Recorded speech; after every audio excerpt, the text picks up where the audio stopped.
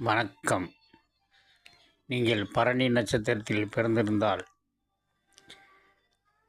உங்கள் கவனத்திற்கு, பரணி நட்சத்திரத்தில் பிறந்தவர்கள், பரணி நட்சத்திரத்துக்கு அதிபதி சுக்கிர பகவான். எனவே சுக்கிர பகவானுக்கு உகந்த நாள் வெள்ளிக்கிழமை. வெள்ளிக்கிழமை அதிகாலை 5 மணிக்கு எந்திரிச்சு காலையில் குளித்துவிட்டு 5:30 ஒரு 10 நிமிஷமாவது திறந்த வெளியில் கிழக்கு பார்த்து அமர்ந்து ஒரு தியானம் செய்து பாருங்கள்.